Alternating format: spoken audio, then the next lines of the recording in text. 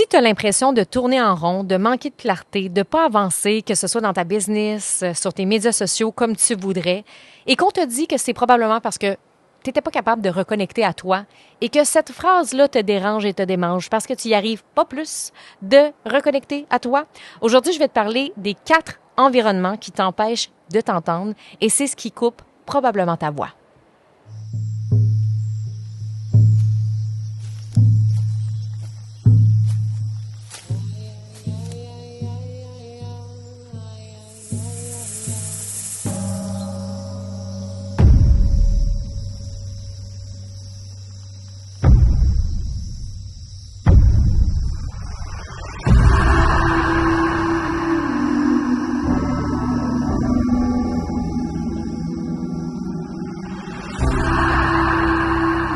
Aujourd'hui, c'est terminé de se taire. T'es pas ici pour plaire, mais pour partager un message, une vérité, une vision pour le monde. Ta voix porte quelque chose de plus grand que toi. C'est une médecine puissante. Dans ce podcast, on explore la puissance de la voix féminine, celle qui guérit, celle qui dérange, celle qui allume les révolutions. Parce que tu es ici pour créer quelque chose de grand avec ta voix, pour partager ce qui est en dedans de toi. Et c'est cette voix d'origine qui peut te permettre d'avoir une vie et une entreprise en alignement avec la leader visionnaire que tu es vraiment. Je suis Stéphanie Mété, alchimiste de la voix, et depuis 7 ans, j'ai accompagné plus de 1000 femmes en francophonie à amplifier et monétiser leur voix pour faire rayonner leur expertise. Mon approche mélange des outils concrets d'influence, des pratiques somatiques et psycho-énergétiques pour libérer non seulement la voix, mais tout ce qu'elle porte. Ici, c'est ton espace pour t'autoriser à être prise au sérieux, ton espace pour laisser émerger ta voix révolutionnaire. Si on te dit récemment que tu avais besoin de reconnecter à toi et que tu y arrives pas, ben sache que c'est tout à fait normal. Je trouve qu'on est dans une industrie de reconnexion de soi, que ce soit en développement personnel, en spiritualité. On nous parle beaucoup de se reconnecter à soi-même, se reconnecter à son cœur, se reconnecter à son âme, se reconnecter à sa voix. Je fais partie du problème, by the way, parce que moi-même, j'utilise cette phrase-là de temps en temps, OK? Fait que je suis pas en train de dire que tout le monde est de la merde, sauf moi. Ce que je dis, c'est que la reconnexion à soi, quand ça va bien, c'est facile. Quand ça va bien, c'est facile. Mais quand il y a un autre problème sous-jacent, ben la reconnexion à soi, ça fait juste plus de sens. Je vais t'expliquer pourquoi. Parce que justement, la reconnexion à soi, c'est devenu une industrie. La reconnexion à soi, c'est devenu une forme de performance et même de pression qu'on se met à soi-même ou qu'on nous met à nous-mêmes. Hey, faudrait que tu te reconnectes à toi. Puis là, je vais t'aider, tu vas voir, tu vas ralentir, tu vas respirer. Hey, j'ai une méthode en 4 étapes de méditation. Tu vas voir, tu vas être capable de te reconnecter à toi de même. Clac! OK. Et là, tu n'y arrives pas, ça marche pas. Ou même, nous-mêmes, envers nous-mêmes, des fois, on se dit, je vais prendre le temps de me reconnecter à moi. Puis là, tu t'assois. Puis là, tu essaies de respirer, puis tu fais ton breathwork préféré. Puis là, en plus, tu t'es fait une bonne tasse de cacao parce que tu le sais que le cacao, ça te permet de te reconnecter à toi. Et là, dans ta tête, esti, c'est une musique techno comme ça.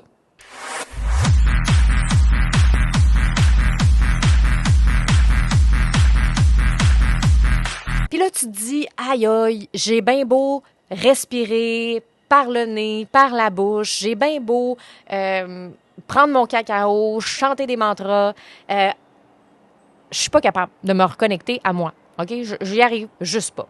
Le problème qu'on nous dit pas toujours, c'est que des fois, on peut juste pas reconnecter à soi si on n'arrive pas à s'entendre.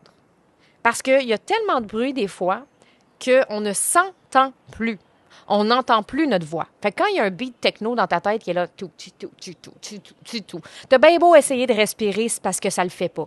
Et souvent, le problème, c'est le bruit. Il y a énormément de bruit dans ta tête, il y a énormément de bruit dans ton corps et il y a énormément de bruit à l'extérieur de toi.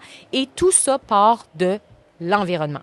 Ton environnement, ça va avoir un impact sur tout. Et aujourd'hui, je vais te parler de 4 types d'environnement. Il n'y en a pas juste un. Je vais te parler de 4 types d'environnement qui peuvent couper ta voix.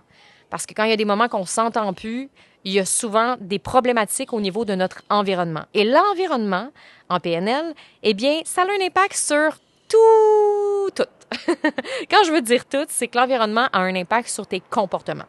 Donc, S'il y a quelque chose qui cloche dans ton environnement, ça va avoir un impact sur les comportements que tu vas avoir. Ça va avoir un impact aussi sur tes capacités. Donc, ça va avoir même un impact sur ton niveau de conscience, ton niveau de croyance, donc les croyances que tu vas nourrir. Ça va avoir un impact sur ton identité. Ça va avoir aussi un impact sur la grande mission que tu portes pour le monde. Donc, si tu n'es pas bien, tu désalignes tout le reste. Si ton environnement et il y a quelque chose qui est bousculé dans ton environnement, ça peut avoir un impact sur toute ta business au complet, sur toutes les décisions que tu prends, parce que justement, il y a quelque chose qui cloche là et ça a un impact sur tout le reste. Donc, c'est quoi les 4 types d'environnement qui peuvent avoir un impact justement sur ta voix, ton entreprise et qui fait en sorte que tu te sens comme une petite brebis égarée quand vient le temps de poster un contenu, quand vient le temps d'avancer dans ton entreprise, quand vient le temps de prendre une décision ou de faire un move, tu es comme je sais pas. C'est normal parce que si tu es dans un environnement qui te déconnecte, tu peux pas t'attendre à être claire, alignée et puissante. OK, on y va. Alors, premier environnement que je veux te parler, c'est l'environnement le plus important, mais c'est pas celui que tu veux toujours travailler en premier parce que tout le reste va affecter cet environnement-là. Mais en même temps, je veux t'en parler en premier parce que c'est le plus important. C'est l'environnement interne. L'environnement interne, c'est tout ce qu'il y a à l'intérieur de toi qui est en train de se passer présentement. J'avais une cliente récemment qui me disait en coaching qu'elle se sentait énormément tendue dans sa mâchoire, énormément tendue dans son corps. Donc, toute cette tension-là interne que tu peux ressentir dans ta mâchoire, dans ta gorge, dans ton corps, c'est que là, en ce moment, il y a des choses. Il y a des choses que tu n'as pas écoutées. Et là, ça s'est cumulé. Puis des fois, aller chercher cette information-là, c'est tough parce que il y a beaucoup d'informations dans ton corps. Donc, l'environnement interne, c'est ce qu'il y a en dedans de toi. C'est toutes les émotions qui ont été non écoutées qui deviennent des blocages à la longue qui se transposent dans ton corps. Fait que quand tu es rendu fatigué, épuisé, crispé, overwhelmed, fâché, c'est parce que ça fait un petit bout que ton vase déborde puis que tu ne l'as pas écouté. Donc, ce qui est vraiment, vraiment important avec ton environnement interne, à ce stade-ci, c'est de te poser la question, est-ce que je m'écoute vraiment? Mettons, là, j'explore là, en ce moment, puis je me connecte. Mettons que tu prends une grande inspiration, une grande expiration, peu importe t'es où là, présentement, à moins que tu sois en char, s'il vous plaît, à ne pas faire en voiture. Mais si tu es en train de prendre une marche avec ton chien, tu peux prendre le temps de respirer. Si tu es en train de faire la vaisselle, tu peux prendre le temps de respirer. Donc, prends le temps de juste prendre une grande inspiration, expiration et te poser la question, est-ce que tu t'écoutes vraiment, là? Pour vrai, là. Est-ce que tu t'écoutes vraiment? Est-ce que tu écoutes ce qu'il y a à l'intérieur de ton corps? Est-ce que tu écoutes ce qu'il y a à l'intérieur de ta voix? Est-ce que en ce moment, tu es capable d'entendre les messages? Parce que quand tu es rendu avec la musique techno comme tantôt, c'est parce que tu n'entends plus la petite musique classique qui est la petite voix intérieure, celle qui dit « Allez, vas-y, fais ça. Ah oui, c'est ça qui est aligné pour toi, mais tu n'entends plus rien. » Donc, va explorer comment ça se passe dans ton corps présentement parce que l'environnement interne, c'est une des choses les plus importantes, sauf que si on ne fait pas le travail sur les autres environnements que je vais t'expliquer dans un instant, tu n'arriveras pas à connecter avec ton corps, avec ton cœur, avec ton âme. Tu n'arriveras pas à faire ta respiration en 4 étapes pour reconnecter à toi. Donc, ça, c'est vraiment important. Deuxième point, c'est l'environnement immédiat. On entend souvent la phrase qui peut paraître des fois un peu cucu en citation sur Instagram ou sur les réseaux qui est « Tu es la moyenne des 5 personnes que tu côtoies ». Puis on trouve ça toujours bien cute, mais il y a vraiment un fond de vérité en arrière de ça. Si on regarde en psychologie sociale, il y a un principe de base parce qu'on est des êtres humains et ce qu'on veut, c'est faire partie de la gang, on veut faire partie de la tribu. La solitude, c'est ce que l'humain veut éviter à tout prix. On veut être aimé, on veut faire partie d'un groupe, on veut faire partie d'une communauté, on veut faire partie d'une tribu. Donc, en psychologie sociale, il y a un principe de base qui dit l'humain va s'ajuster pour faire partie du groupe. L'humain va s'ajuster pour appartenir à une communauté parce qu'on veut se sentir en sécurité, on veut se sentir accepté, on veut se sentir validé. Donc, inconsciemment, on va s'aligner sur les normes du groupe autour de nous. Fait qu'en gros, ça veut dire quoi? C'est que il y a deux concepts vraiment intéressants là, que je veux te partager parce que j'adore toute la science, la psychologie sociale et tout ça. C'est qu'il y a ce qu'on appelle l'influence normative et l'influence informationnelle. Tu vas voir où je m'en vais avec ça, c'est super intéressant. L'influence normative, c'est que tu vas ajuster ton comportement pour être accepté. Exemple, tu sens qu'en ce moment, tu as une offre de service que tu pourrais charger beaucoup plus cher que ça. Tu le sens, tu sais que ça a une valeur incroyable. Tu le sais que ça vaut peut-être 3 000, 4 000 $, que tu pourrais faire un high ticket avec ça. Mais tes amis, c'est des gens qui chargent encore à l'heure. Fait que les amis autour de toi que tu connais, qui sont entrepreneurs ou quoi que ce soit, chargent encore à l'heure. J'en ai eu des clientes comme ça qui sortaient de bureaux. J'ai travaillé avec des psychologues, j'ai travaillé avec des gens qui avaient des bureaux de thérapie, qui travaillaient vraiment en présentiel, tu sais, physiothérapeutes. Et là, qui sont habitués d'avoir un modèle à l'heure, qui est genre payé 60 $ de l'heure, 100 $ de l'heure, peu importe. Puis là, on arrive dans l'industrie en ligne, puis en ligne, c'est des 1 000 $, des 2 000 $, des 3 000 $. On est dans une autre industrie complètement différente parce que charger à l'heure, ça fait pas partie de l'industrie en ligne. Et là, tu commences à être coaché par Steph Mété, puis là, tu réalises, t'as à boire, OK, moi, je chargeais vraiment pas cher, mais je vaux vraiment plus que ça avec toutes mes années d'études, avec tout ce que j'ai fait, puis tout ça. Puis là, t'es comme, oh my God, OK, je suis prête à assumer ces nouveaux prix-là, puis tu le sens à l'intérieur de toi, tu le sens à l'intérieur de ton corps. Mais là, quand tu parles avec tes amis qui chargent encore à l'heure, ben là, eux autres sont comme, ben voyons, tu vas pas charger genre 3 000 pour ton service, ça fait pas de sens. Parce que c'est comme si tu chargeais 500 $ de l'heure, ça fait pas de sens. Nous, on charge 60 $ de l'heure. Puis là, t'es comme, ouais. Fait que le problème, c'est que c'est pas que t'es pas capable, mais c'est que ton environnement te ramène à la norme. C'est ce qu'on appelle l'influence normative en psychologie sociale. Ensuite, on a l'influence informationnelle. Tu regardes les autres pour savoir quoi faire. Fait que ça, là, c'est quelque chose qu'on vit énormément en business parce qu'on est souvent dans l'incertitude en affaires. 99 % de la business, c'est genre, je sais pas qu'est-ce que je fais demain. Dans le sens qu'on a bien beau avoir une structure, avoir un plan. Il y a plein de choses qui se présentent à nous. L'influence informationnelle, ça va être vraiment, vraiment aussi lié au point numéro 3 que je vais aborder dans un instant, les médias sociaux, mais là, je me concentre vraiment sur le fait que tu regardes les autres pour savoir quoi faire et là, ton cerveau se dit, si tout le monde fait ça, ça doit être la bonne façon. Je vais te donner vraiment un exemple concret en lien, par exemple, avec ta sœur. Tu veux commencer à parler de toi sur les réseaux, raconter ton histoire, faire du storytelling parce que tu sais que c'est important. Puis là, tu en parles à ta sœur puis à ta meilleure amie. Puis pour ta sœur puis ta meilleure amie, ça fait pas de sens. Ben voyons. Pourquoi tu parlerais de toi comme ça? On fait pas ça. C'est bizarre de raconter sa vie sur Internet. Puis là, sans même t'en rendre compte, ça vient créer un doute. Pas parce que tu n'étais pas certaine au départ, mais parce que ton cerveau a fait « OK, peut-être que c'est pas la bonne affaire. » Le problème, c'est pas toi. Le problème, c'est que justement, tu es dans ce type d'influence-là, qui est en fait l'influence informationnelle. Tu regardes ce que les gens font, puis tu fais comme « Ah, si les gens font ça, c'est vrai qu'il faut que je fasse ça. » Donc, tout ça pour revenir au même point. Tu penses que tes décisions viennent de toi, mais souvent, elles sont filtrées parce que ton environnement immédiat, donc peut-être les 5 personnes avec qui tu te tiens le plus souvent, considèrent comme normal. Donc, en gros, comment ça se traduit? C'est que en psychologie sociale, on a réalisé qu'avec l'influence normative puis l'influence informationnelle, c'est pas vraiment toi qui prends tes décisions.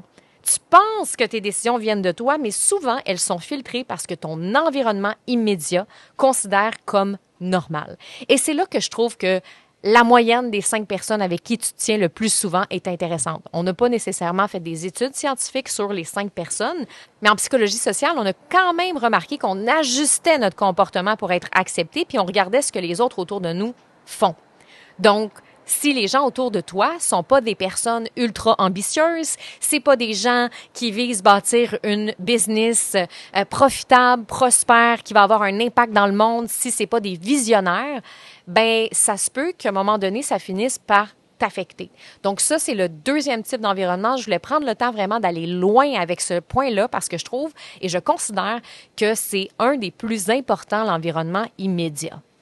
Parce que tu ne pourras peut-être jamais réussir en affaires, puis je vais être un peu extrême et je l'assume, si tu n'es pas entouré des bonnes personnes. Combien de fois j'ai vu des femmes dans mes coachings ne pas être capable d'avancer parce que leur chum est dans ses peurs, leur meilleur ami est dans ses peurs, leur mère est dans ses peurs, la sœur est dans ses peurs, maridon, maridé. À un moment donné, c'est que ça fait en sorte qu'on ne peut pas avancer. Donc, c'est correct. Je te dis pas qu'il faut que tu laisses ton chum, que tu laisses ta meilleure amie, que tu parles plus à ta sœur. C'est pas ça l'objectif. L'objectif, c'est que tu t'entoures de personnes qui t'élèvent et qui te permettent à ta voix de l'élever encore plus. On va y aller avec le troisième environnement et je te l'ai un petit peu teasé. C'est l'environnement numérique. Et le dernier phénomène que je t'ai parlé, là, qui est l'influence informative, s'applique aussi sur l'environnement numérique parce qu'on est constamment stimulé. On est stimulé non-stop de contenu, d'opinion, de stratégie. Ton cerveau a jamais de silence. Tu reçois ça, tu reçois ça, tu reçois ça, tu reçois ça, tu reçois ça. Puis quand tu es une fille visionnaire qui a plein d'idées, je fais partie de ces femmes-là. C'est tellement facile de douter. Parce que là, tu penses que tu étais dans la bonne direction, tu penses que ça allait bien tes affaires, puis là, tu reçois une claque d'en face d'un carrousel polarisant sur Instagram, tu fais comme « Où est-ce que je m'en vais? C'est à la bonne place? » Et ça, c'est beaucoup lié à l'influence informationnelle. Si les gens font ça, il faut que je fasse ça. Si tout le monde le fait, il faudrait que je le fasse. Et je sais que tu n'es pas cette personne-là qui veut suivre tout le monde, mais en même temps, c'est inconscient ce phénomène-là parce qu'on est constamment stimulé et encore plus que jamais. Et en plus, on reçoit énormément d'informations en ce moment, plus que jamais, avec l'intelligence artificielle, avec Claude, avec les contenus. Je pourrais faire un épisode de podcast juste pour parler à quel point notre attention a changé. C'est fragmenté dans les dernières années. J'étais en train de préparer d'ailleurs un produit autour de ça parce que c'est fou ce que ça a créé sur notre cerveau. Mais en gros, là, ton cerveau, il n'y a jamais de fucking break. Tu penses que tu manques de clarté, mais en réalité, tu as juste trop de bruit. Et c'est ce qui fait qu'à un moment donné, tu te déconnectes de ta propre voix à force d'écouter les voix des autres. Donc, l'environnement numérique, c'est ce qui pollue le plus ta voix numéro 1 que je t'ai parlé tantôt, la voix interne, celle que tu as à l'intérieur de toi. J'ai parlé de la voix d'origine dans mon dernier podcast d'ailleurs. Cette voix-là, là, puissante, qui a quelque chose à partager, elle est polluée par tout ce qui se fait sur le web. Donc, de se faire une détox numérique ou encore quand tu travailles en ligne à tous les jours comme moi, je peux pas faire 68 000 détox dans une année. Là. Tu sais, à un moment donné, c'est d'apprendre à avoir des règles. C'est d'apprendre à avoir des règles dans sa vie, d'être capable de se mettre des limites de consommation, d'être capable de se mettre des limites de scrolling aussi, ça fait toute la différence. Et que quand il y a quelque chose qui te challenge à l'intérieur de toi, là, puis que ça vient de bousculer, là, t'es pas obligé de suivre la parade, OK? Ça se peut que tu fasses comme « Hey, c'est pas là que je m'en vais », puis c'est bien correct. Mais justement, des fois, ce qui aide pas, c'est que tu as en plus l'environnement immédiat qui est pas à ton image. Donc, c'est sûr que plus tous les environnements s'empilent, plus ça a un impact négatif. Dernier environnement qui est aussi un point important, c'est l'environnement physique. Ton environnement physique va influencer ton système nerveux. Donc, c'est sûr que quand on vit dans une ville où est-ce que c'est très bruyant, où est-ce qu'il y a beaucoup de voitures, où est-ce que les gens sont stressés en auto, ça, je le vois énormément quand j'arrive au Québec, chose qu'au Costa Rica, les gens sont plus chill. Je dis pas tout le monde, mais tu sais, à l'épicerie, les gens se promènent en chess avec leur planche de surf dans le dos, nu-pieds, tout est slow, tout est pura vida. Fait que c'est sûr que ça a un impact sur le système nerveux. Et moi, ça, mon équipe me le dit souvent, Steph, quand t'es au Costa Rica, t'es chill. Puis des fois, mon équipe va me dire « Hey, j'ai hâte que tu retournes au Costa. » Puis des fois, c'est le temps que je revienne aussi, tu sais. Donc, notre environnement va clairement influencer notre système nerveux. Quand je reviens ici, je sens qu'il y a comme un recalibrage à faire dans mon corps. Je sens la lenteur, puis à un tel point que quand je reviens au Québec, souvent, je suis lente. Je suis lente parce que je suis pas au même rythme que la société qui est plus mouvementée. Donc, c'est pas un hasard si tu es plus inspiré ailleurs. C'est pas un hasard si partir dans un chalet 2 jours dans le bois, ça t'amène plus d'inspiration. C'est pas un hasard si, quand tu pars en voyage 1 semaine, tu reviens plus inspiré en 1 semaine que 90 jours, les derniers 90 jours que tu as vécu. Parce que en voyage, dans la nature, tu es différente. Ton identité est différente parce que l'environnement est différent. Donc, des fois, la pure vérité, c'est que tu as besoin de déconnecter de ton environnement actuel. En même temps, il faut faire attention parce que le but, c'est pas de fuir ton environnement actuel. Tu veux justement que ton environnement actuel soit dans les meilleures conditions possibles. Ce que ça veut dire, c'est que ton environnement physique, ton bureau dans lequel tu travailles, tu veux qu'il soit à ton image. Tu veux que ton bureau te fasse du bien, tu veux que ton bureau apaise ton système nerveux, tu veux que ta maison, ton appartement, ton condo apaise ton système nerveux, mais des fois, on est tellement dedans qu'on a besoin de sortir, pas pour fuir, mais parce que ça va nous faire du bien. Et c'est pour ça, d'ailleurs, que moi, à chaque année, j'ai besoin de faire des retraites. J'ai besoin de faire des retraites pour moi. J'ai besoin de partir en retraite comme j'ai fait en février dernier au Guatemala, juste déconnecter, aller me reconnecter à la nature parce que ça change absolument tout. Quand je suis au Québec, je m'en vais dans des environnements où la nature est verdoyante, où est-ce que je sais que je vais pouvoir respirer, décrocher et respirer. Puis, au début, des fois, le bruit, il est vraiment, vraiment, vraiment fort. Des fois, là, ça me prend une journée complète, 2 jours, ça dépend, ça dépend de mon niveau de bruit interne avant que je sois capable de faire « OK, la musique techno est en train de baisser ». Et c'est pour ça aussi que je considère que c'est important pour moi d'organiser des retraites en nature pour aller switch l'environnement physique de mes clientes puis que ça soit plus facile d'aller travailler sur le point 3, 2, 1. C'est pas toujours évident de travailler sur l'environnement interne, l'environnement immédiat, l'environnement numérique quand on est des entrepreneurs puis qu'on a déjà une routine et un train de vie. Donc, si c'est quelque chose qui t'intéresse, j'ai 2 retraites qui s'en viennent, une au Québec et une au Costa Rica. On va écouter ma petite pub parce que justement, en ce moment même, il y a un avantage à s'inscrire à une de mes retraites parce que tout le mois de mai, c'est ma promo retraite. Si tu as besoin de plus de clarté, que tu as besoin de revenir à ta voie d'origine, mais sans tester une méthode en 4 étapes qui ne fonctionne pas, mais vraiment en changeant d'environnement, parce que des fois, c'est ça qu'on a de besoin, j'ai créé mes retraites oratrices sacrées. Une au Québec en août cet été et une au Costa Rica en mars 2027. 2 lieux, 2 énergies, une même médecine, celle de la voix et du cacao. C'est pas une retraite de stratégie, c'est un espace pour revenir à la terre, à tes racines, à ta voix d'origine. Bain de plantes, activation vocale, chant, cérémonie de cacao, tout est pensé pour que ton système nerveux relâche puis que ta vraie voix remonte. Tout le mois de mai, c'est 15 % de rabais si tu réserves avant le 31. Donc, tous les infos sont dans les notes de l'épisode. Fait que si tu as une chose à retenir de cet épisode-là, c'est ça. C'est pas que tu sais pas quoi faire, c'est que tu n'es pas dans un environnement qui te permet de t'entendre, d'entendre ta voix. Puis tant que tu changes pas ça, ton environnement interne, les gens autour de toi, ton numérique, ton physique, tu peux pas t'attendre à être clair, aligné ou puissante. Alors cette semaine, j'ai le goût de te lancer ça comme défi. Regarde lequel des 4 environnements te coûte le plus cher en ce moment. Pas les 4 en même temps, juste un. Puis fais un petit move, un seul, tu vas voir, ta voix va commencer à remonter toute seule. Donc, c'est ça que je voulais te partager aujourd'hui. Merci d'avoir été là, puis on se retrouve la semaine prochaine. Ciao!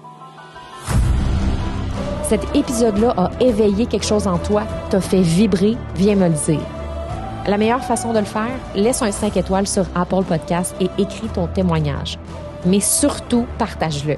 Envoie cet épisode-là à une femme que t'aimes. Une femme qui, elle aussi, aurait besoin d'entendre ce message-là. Parce qu'en l'écoutant, elle pourrait, elle aussi, commencer à libérer sa voix ou à retrouver sa puissance. Et c'est ça, élever nos voix ensemble. Je te dis à bientôt.